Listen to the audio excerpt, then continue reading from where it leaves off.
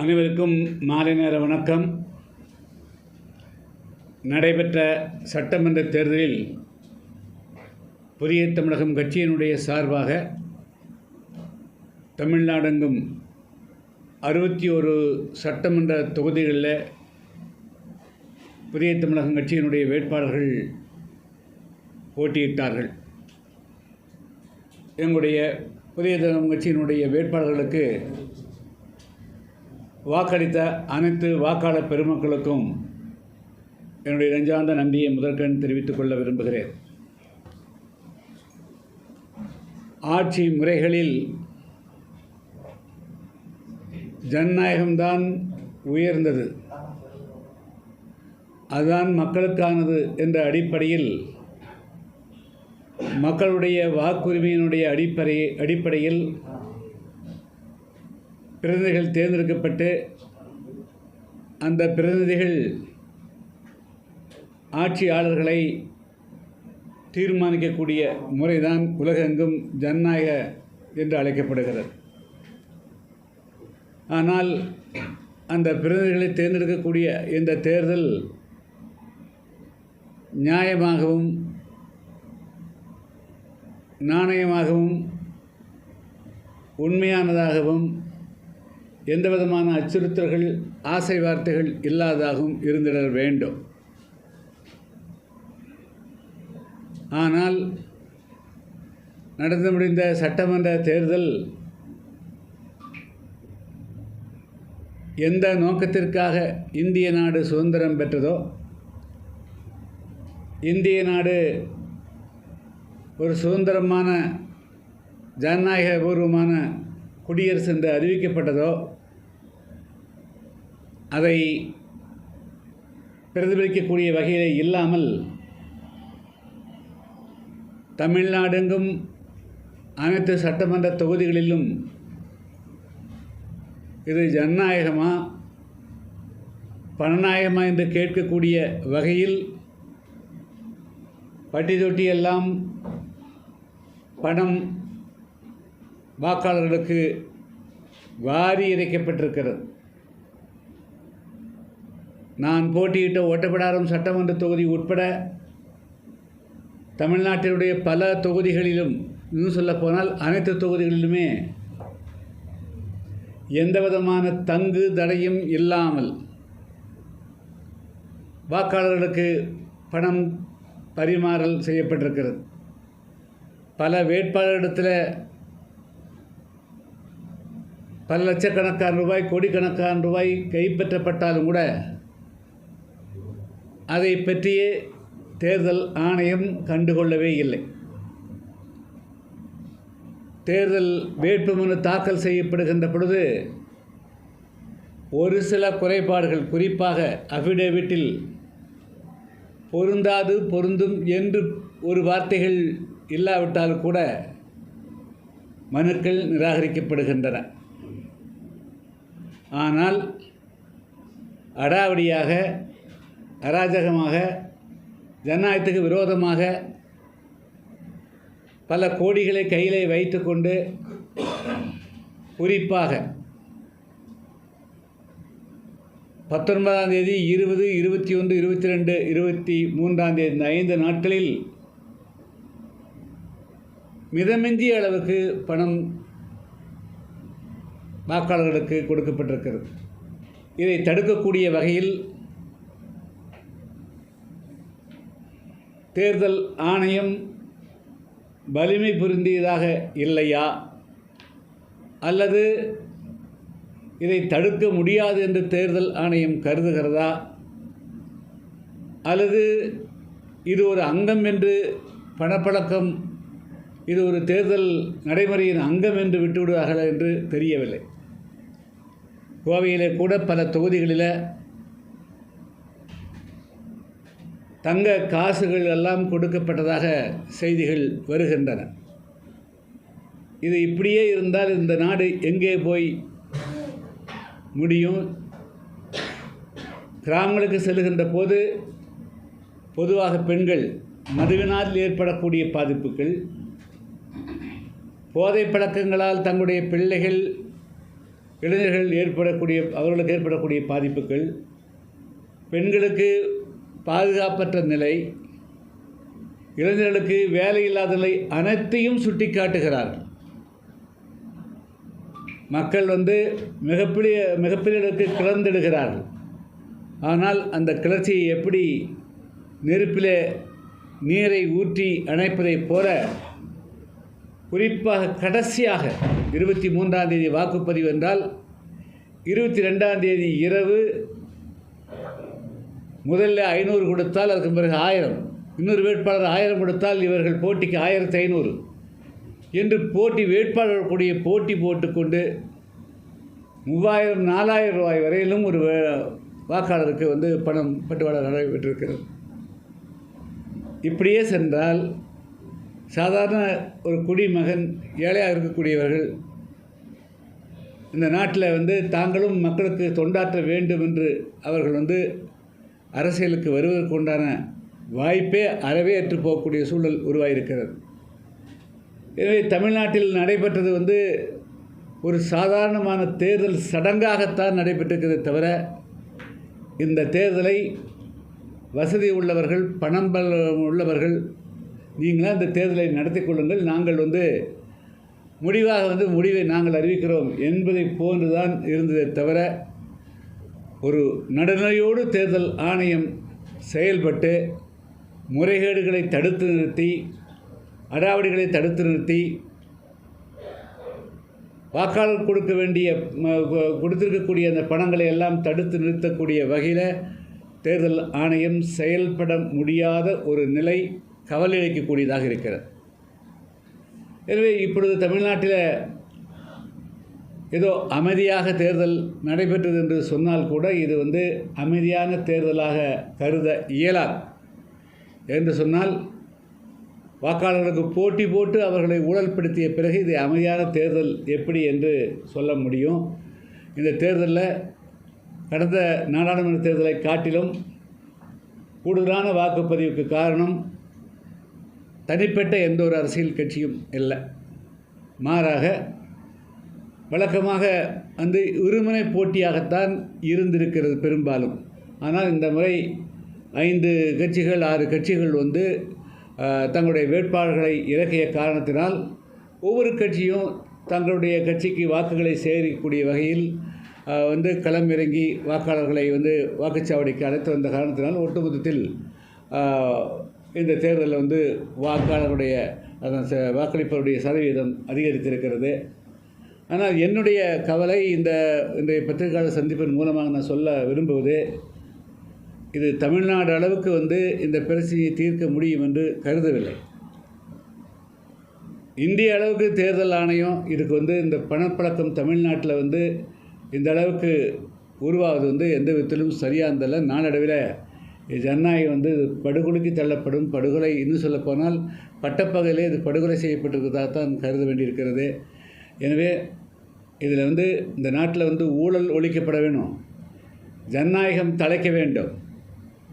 ஏழை எளியோரும் எல்லோரும் நாட்டு மன்னர்கள், எல்லோரும் ஜனநாயகத்தில் பங்கேற்க வேண்டும் என்று கருதக்கூடியவர்கள், ஜனநாயகத்தினுடைய மாண்பு என்ன, அதனுடைய பொருள் என்ன, அதனுடைய கருத்து என்ன, அதனுடைய நோக்கம்தான் என்ன என்பதை புரிந்து கொண்டவர்கள் எல்லாரும் ஒன்றிணைந்து தமிழ்நாட்டில் வரக்கூடிய காலகட்டங்களிலாவது இந்த பணப்புழக்கங்களை அடியோடு தடுத்துவதற்கு உண்டான வழிமுறைகளை காணணும். இந்திய தேர்தல் ஆணையம் இது போன்று தேர்தல்களை அனுமதிக்கும் பட்சத்தில் இது எதிர்காலத்தில் ஒரு மிகப்பெரிய அளவுக்கு விரும்பக்கூடாத சம்பவங்கள் நடைபெறுவதற்கு வாய்ப்பு இருக்கிறது. எனவே தேர்தல் ஆணையம் இனிமேலாவது தமிழ்நாட்டில் இந்த பணப்பட்டுவாடாவை தடுப்பதற்கு நடவடிக்கை எடுக்கணும். இந்த தேர்தல் நடைபெற்றக்கூடிய தேர்தல் இது உண்மையான ஜனநாயகபூர்வமான தேர்தல் அல்ல. தேர்தலில் அந்த மனுக்கள் தாக்கல் பண்ணும்போது எடப்பாடி பழனிசாமி, முதல்வர் மு.க. ஸ்டாலின் இவங்க மாதிரி இருக்கிற முக்கிய தலைவர்களுடைய வேட்புமனுக்களில் நிறைய குறைபாடுகள் இருக்குதுன்னு சொல்லியிருக்காங்க. அதையெல்லாம் எப்படி ஏற்றுக்கிட்டாங்க? அதாவது எங்களுடைய வேட்பாளர் 4 பேருங்க ஒரு பொருந்தாதுன்னு எழுதலைங்க. பொருந்தாதுன்னு எழுதுறது ஒரு ஆடிட்டரோ அல்லது அஃபிடேவிட் பண்ணக்கூடிய நோட்டரியோ ஏதாவது வந்து வேகமாக பார்க்குற போது நிறைய மனுக்கள் வரும்போது அதை அங்கே வந்து ஃபில்லப் பண்ண சொல்லலாம். அதுக்காக வந்து நானே பேசினேன் 2 பேரும் ராம்நாட்டில் வந்து முனுசாமி உங்கள் வேட்பாளர். அடுத்த நாளெல்லாம் பேசுகிறோம், சார் வந்து இது ஸ்மால் மிஸ்டேக் அப்சர்வேட்ட பேசுகிறோம். அதே போல் ஏபி ஃபார்ம் கொடுக்கறது, அதாவது இதெல்லாம் வந்து ஒரு பெரிய 30 வருஷம் 40 வருஷம் 50 வருஷம் தேர்தலில் மட்டுமே போட்டியிடக்கூடிய கட்சிகள் கிடையாது. இளைஞர்கள் வர்றாங்க, நாங்கள்லாம் கடத்துக்குள்ளே வர்றோம், ஜனநாயகத்தில் வந்து இந்த மக்களுடைய பிரதிநிதிகளாக இருக்கணுங்கிறதுக்காக வந்து நிறுத்துகிறோம். அப்போது சிறு சிறு தவறுகளை வந்து அந்த இருக்கக்கூடிய அதிகாரிகளே தவறுகளை கரெக்ட் பண்ணி இதை ஒழுங்குபடுத்திட்டு வாங்க அப்படின்னு சொல்லலாம். ஆனால் அதை எடுத்தோடனே ரிஜெக்ட் தான் பண்ணுறாங்க. பட் அதே சமயத்தில் வலுவானவர்கள், பெரிய பதவியில் இருக்கக்கூடியவர்கள், இவர் பெரிய பதவிக்கு வர வேண்டும் நினைக்கக்கூடியவர்கள், அவரிடத்தில் வந்து அதிகாரிகள் வந்து மென்மையான போக்கு அணுகிறாங்க. இப்போ அதே மாதிரி பார்த்திங்கன்னா தேர்தல் பறக்கும்படைன்னு ஒன்று வச்சுக்கிறாங்க. ஏறக்குறைய 400 கிராமங்களை உள்ளடக்கிய ஒரு சட்டமன்ற தொகுதியில் 2 பறக்கும்படை இருந்தால் எப்படி இருக்க முடியும்? ஒரு இடத்துல இருந்து நாங்கள் வந்து புகார் அளிக்கிறவங்க, நைட்டு மணி 1 மணிக்கு நான் ஆரோ கூப்பிட்டு பேசுகிறேன், இது மாதிரி இந்த இடத்துல இருந்து இருட்டுக்குள்ளே உட்காந்துட்டு பணப்பட்டுவாடா வர்றாங்க, 2 வீலர் வர்றாங்க, பேக்கில் போடுறாங்க, போயிட்டே இருக்குது அப்படின்னு சொல்லிட்டு நாங்கள் முதல்ல 10:30 மணிக்கு அலர்ட் பண்ணுறோம், 12 மணிக்கு அலர்ட் பண்ணுறோம், 1:30 மணிக்கு கூப்பிட்டு சொல்கிறோம். ஆனால் ஒரு காவலர் கூட வரலைங்க. அதே போல் வாக்களிக்கிற அன்று 23ஆம் தேதி வந்து காலை 11 மணிலேருந்து க்யூவில் நிற்கிறாங்க, தனித்தனியாக சந்துக்குள்ளே பந்துக்குள்ளே கூப்பிட்டு பணம் கொடுக்குறாங்க, அதுக்கு போட்டால் போலீஸ் வரதில்லைங்க. ஸோ இப்படி இது பட்டவர்த்தனமாக வந்து இந்த பணம் கொடுக்கறத வந்து தேர்தல் ஆணையம் தடுத்து நிறுத்துறதுக்கோ அல்லது வந்து நடவடிக்கை எடுக்கிறதுக்கு எந்த விதமான ஏன் சென்சிட்டைஸ் பண்ணல அது அப்படின்னா எங்கேயோ ஒரு பெரிய மிஸ்டேக் இருக்க, குறைபாடு இருக்கிற மாதிரி நான் கருதுகிறேன். சார், இப்போ வந்து நீங்கள் இப்படி சொல்கிறீங்க, வரலாற்றில் அதிகமான வாக்குப்பதிவு இருக்குன்னு சொல்லிட்டு தேர்தல் ஆணையம் வந்து மாறி தட்டிட்டு இருக்காங்க.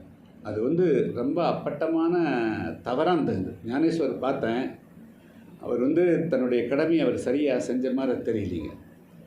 நான் 1991 ராஜீவ் காந்தி அவர்கள் மரணத்துக்கு பிறகு அப்பொழுது சேஷன் அவர்கள் வந்து இந்தியாவினுடைய தலைமை தேர்தல் வந்தார். அந்த ஒரே ஒரு மனுஷன் நின்று இந்தியாவில் வந்து எந்த விதமான முறைகேடுகளுக்கும் இடமெல்லாம் வந்து தேர்தல் நடத்தினார். ஆனால் தமிழ்நாட்டில் இன்றைக்கி வந்து சாதாரண, அதாவது எல்லாருக்கும் எப்படி பணப்பட்டுவாடா நடந்ததுன்னு தெரியும். அதை வந்து அவர் வந்து அதையெல்லாம் மறைச்சிட்டு வந்து ஓட்டு போட்டாங்கன்னு சொன்னால் அது என்னது? ஓட்டு போடுறது மட்டுமே ஜனநாயகம் கிடையாது, வச்சுங்களா? அது ஓட்டு எப்படி போட வைக்கப்படுகிறார்கள், அதுக்குள்ளே என்ன தெல்லுமுள் நடந்திருக்குது, என்ன முறைகேடு நடந்திருக்குது, இது ஜனநாயக உருவாக நடந்திருக்குதா, தேர்தல் ஆணையத்தினுடைய நோக்கம் நிறைவேற்றப்பட்டிருக்கிறதா, ஜனநாயகத்தின் நோக்கம் நிறைவேற்றப்பட எல்லாமே கணக்கில் கொள்ளாமல் வந்து நான் வந்து மக்கள் வந்து ஜனநாயக கடமைகள் நிறைவேற்றி விட்டார்னு அவர் வந்து ட்விட்டர் போடுறது வந்து 100க்கு 100 யதார்த்தத்துக்கு புறம்பாக இருந்துங்க. அதே மாதிரி இந்த முறை வந்து பார்த்தீங்கன்னா எஸ்ஐஆர்னால தான் அதனுடைய வாக்கு சதவீதம் உயர்ந்துச்சுன்னு ஒரு பக்கமும், இன்னொரு பக்கம் வந்து புதிதாக விஜய் வந்து தேர்தலுக்கு வந்ததுனால அதனால வந்து வாக்கு சதவீதம் உயர்ந்திருக்கு அப்படின்னு சொல்லிட்டு இருக்காங்க. இதை நீங்கள் எப்படி பார்க்குறீங்க? அதாவது பார்த்தீங்கன்னா இந்த தேர்தலில் வந்து மதியம் 2 மணிக்கே வந்து பார்த்தீங்கன்னா நிறைய மக்கள் வந்து வாக்களிச்சிட்டாங்க. ஈவினிங் 4 மணிலேருந்து 6 மணிக்கு எல்லா வாக்குச்சாவடியும் வந்து வெறிச்சோடி காணப்பட்டுச்சு. இதோடைய அதாவது ஒன்று வந்துங்க 11 மணிக்கு பிறகே வந்து வெயில் வந்து தாக்கம் அதிகமாகிடுது. அதனால் காலையில் நேரத்தில் வந்து வாக்களிக்க வந்திருக்கிறது ஆர்வத்தோடு வந்து வாக்களித்து போயிருப்பாங்க. அதுக்கு பிறகு 4 மணி 4:30 மணிக்கு பிறகு தான் 5 மணிக்கு பிறகு தான் க்யூ நிற்கிறாங்க. 2 விஷயம், நீங்கள் வந்து வாக்காளர் அந்த 81% 82% இந்த கோயம்புத்தூரில் 85% வர்றதுக்கு நமக்கு முக்கியமான காரணம் அந்த பணப்பட்டுவாடா ஒரு காரணம் ஆச்சுங்களா. அந்த பணம் கொடுத்து அவங்களுக்கு பரிசு பொருள் கொடுத்து அப்போது அவங்களை வந்து நிர்பந்தம் செய்கிறார்கள், நீ வந்து வாங்கிட்ட ஓட்டு போடு, வந்து ஓட்டு போடு அப்படிங்கிறது தான் அதனுடைய கட்டுப்பாடு. இப்போ வந்து 1 லட்ச ரூபாய் கையில் கொடுத்து விட்றாங்க, 10,000 ரூபா அந்த கொடுக்குற கையில் எடுத்துக்கணும், 3,000 ரூபாய் கொண்டு போய் வாக்காளர்கிட்ட கொடுன்னு சொல்கிறாங்க. அவன் கரெக்டாக வந்து 30 பேர்த்த கூப்பிட்டு வந்து ஓட்டு போட வச்சிடறான். ஸோ இப்படி ஒரு முறைகேடு நடக்கிறது வந்து ஏன் ஒத்துக்காமல் வெறுமனே வந்து இந்த சதவீதம் கூட்டிச்சு சதவீதம் கொண்டதுக்கு முதல்ல கடந்த தேர்தல் நாடாளுமன்ற தேர்தல் பார்த்தோன்னா 2 அணி, அதிகபட்சம் வேணால் 1 ஆகுது. இப்போ வந்து 5 அணி இருக்குதுங்க. அதாவது வந்து உங்களுக்கு தெரியும். ஸோ இப்போ எல்லா அணிகளுமே வரிஞ்சு கட்டுக்கொண்டு வேலை செய்கிறாங்க.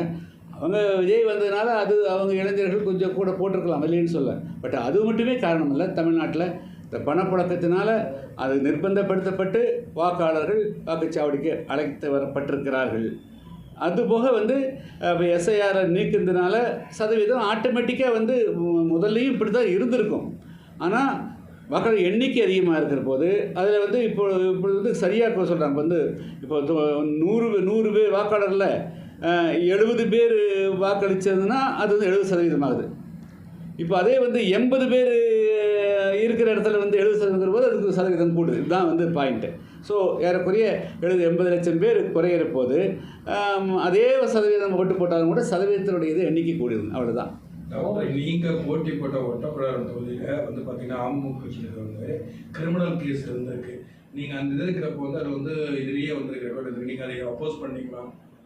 ஒரு மேலே வந்துட்டு ஆக்சுவலாக வந்து கிரிமினல் ரெக்கார்டு இருக்குன்னு சொல்லிட்டு மற்ற எல்லா கேண்டிடேட் மேலே கிரிமினல் கேஸ் இருக்கான்னு லோன் இருக்கிறப்போ அவர் பேரில் வந்து கிரிமினல் கேஸ் இருக்கு எஸ்ன்னு வந்துட்டு இதில் வந்திருக்கு.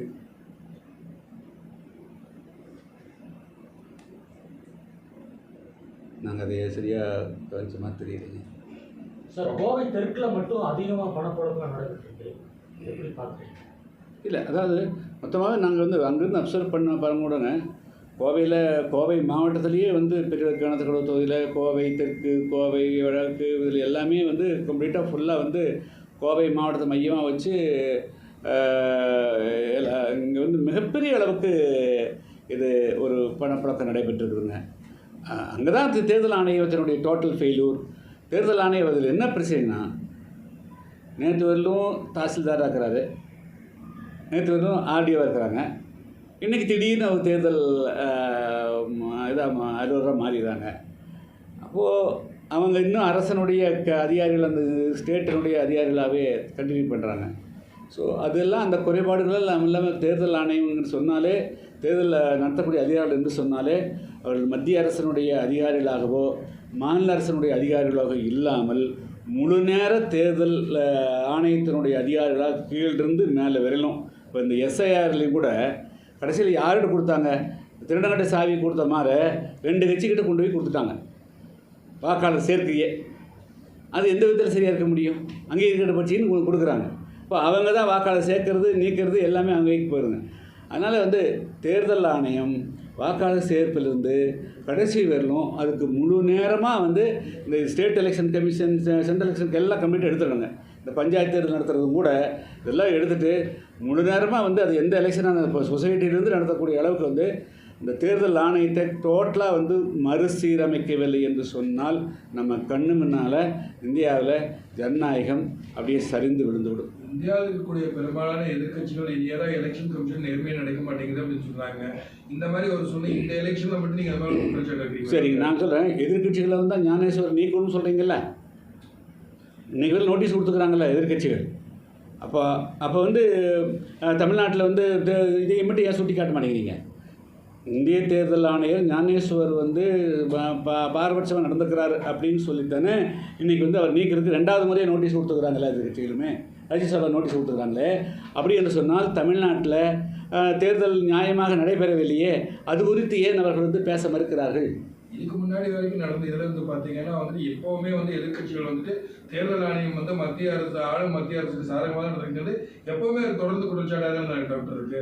இல்லை, நான் வந்து மத்திய அரசு மாநில அரசுலாம் இருக்கட்டுங்க, வந்து தேர்தல் ஆணையம் அவர் தான், அது வந்து இண்டிபெண்ட் ஆணையம், அவங்க தன்னுடைய பொறுப்பை வந்து சரியாக செய்யணும். அதான் வந்து சேஷன் சுட்டிக்காட்டணும். அவர் தேர்தல் ஆணையராக இருந்தார். அன்றைக்கி இந்தியாவில் அவ்வளோ பெரிய ஒரு அசாதாரணமான சூழல். இந்தியா முழுக்க நாடாக ஒரு ஸ்டேட் கிடையாது. இந்தியாவில் ஒரு பெரிய பிரைம் மினிஸ்டராக இருந்தவர் அவரே கொல்லப்பட்ட பிறகு மிகப்பெரிய அன்ரெஸ்ட்டு, இந்தியா ஃபுல்லாக வந்து கலவரங்கள். அப்படிப்பட்ட சூழலில் கூட 90 நாளுக்குள்ள தேர்தல் நடத்தி வெற்றிகரமாக அமைதியாக நடத்தி முடிக்க முடியுது. இப்போ ஏன் வந்து இந்த பணப்புழக்கத்தை தமிழ்நாட்டில் தடுக்க முடியல? அண்டை மாநிலம் கேரளாவில் அவ்வளோ பெரிய ரீசா இல்லைங்களே, கேரளாவில் தேர்தல் நடந்தது அந்த மாதிரி வரலையே. தமிழ்நாட்டில் மட்டும் ஏன் வந்து இந்த இந்த தடுக்க மறுக்கிறாங்க? அதுக்கு இது இருக்கணும்ல. என்னுடைய ஒப்பீனியன் வந்து தமிழ்நாட்டு தேர்தல் நியாயமாக நடந்ததுன்னா சர்வதேச அமைப்பை யாராவது வந்து பார்க்கணும் ஆச்சுங்களா. இப்போ இலங்கையில் வந்து தேர்தல் நடக்கல வந்து அப்சர்வர் வர்றாங்க, யூஎன்லேருந்து வர்றாங்கல்ல. அதுபோல் இன்டர்நேஷ்னல் அமைப்புகள் யூஎன்லும் கூட வந்து தமிழ்நாட்டில் தேர்தல் வந்து முறையாக நடந்ததா இல்லையா, இது வந்து ஜனநாயகபூர்வமான தேர்தலாக இல்லையாங்கிறத ஒரு அமைப்பு வந்து இதை அப்சர்வ் பண்ணணும், இதை ஸ்டடி பண்ணணும், இது நாட்டு மக்களுக்கு சொல்லணுங்கிறது தான் என்னுடைய வேண்டுகோள். சார், மக்களே வந்து நிறைய இடத்துல பணம் வேணும்னு சொல்லி போராட்டம் பண்ணாங்க சார். அவங்கள எப்படி சார் கொலை சொல்ல முடியும்? இல்லை சார், இல்லை நம்ம வந்து அவங்கள வந்து குடிக்க வச்சிடுறோம். அவன் எப்படி வந்து பழக்கிடுறோம். அப்போது 10 பேர் கொடுத்து படுக்கும்போது வந்து அது இன்றைக்கி மக்களுடைய நிலைமை அவ்வளோ மோசமாக இருக்குது சார். 200 250 ஒரு நாளைக்கு நான் வந்து போயிருந்தேன் வந்து ஓட்டப்படாத்தில். ஒரு நாளைக்கெல்லாம் வேலை செஞ்சேன்னா வெறும் ஒரு மாதத்துக்கெல்லாம் 6000 கூலிங்க. எவ்வளோ வச்சுங்க சார்? அப்போ அவங்களுடைய நிலைமை என்ன? ஸோ மக்களை வந்து அவ்வளோ பெரிய வறுமையிலையும் கொடுமையிலையும் வச்சுட்டு நீங்கள் வந்து நீங்கள் வந்து அது மாதிரி 10 பேர் கொடுக்கும் போது அது வந்து ஏதோ பாகுபாடு காட்டுற மாதிரி இருக்கலாம். அதுவே மக்களுடைய அறியாமை. மக்கள் அந்த நிலைக்கு நீங்கள் தள்ளுறது யார்? அது ஏன் நீங்கள் கொடுக்குறீங்க? இப்படி ஆட்சிக்கு வர வேண்டிய அவசியம் என்ன? இப்படி பதவிக்கு வந்து உட்காரணுங்கிற அவசியமே வந்தது? மக்கள் கிராமங்களுக்கு போனால் பார்த்திங்க குடிக்க தண்ணி இல்லைங்கிறாங்க, ரோடு இல்லைங்கிறாங்க. பெண்கள்லாம் பார்த்திங்கன்னா இளம் பெண்கள்லாம் கற்பழிக்கிறாங்க, அதுக்கு நடவடிக்கை எடுக்கிறாங்க. கஞ்சா பையன் கஞ்சா குடிக்கிறான், தம்பி கஞ்சா குடிக்கிற அதை தடுத்து எடுத்துக்கிறாங்க.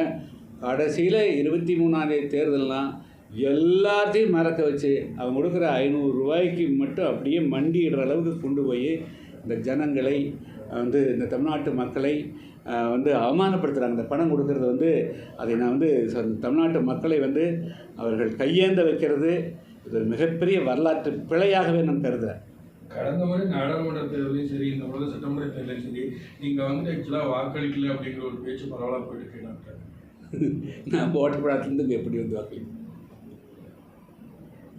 புதிய தமிழகம் தனித்து போட்டியிடுறது காரணம் யாருக்கு? எந்த கட்சியிலையும் கூட்டணி இல்லை சார். அது வந்து இந்த தடவை வந்து புதிய தமிழகம் கட்சி நாங்கள் தான் சொல்லிட்டோம்.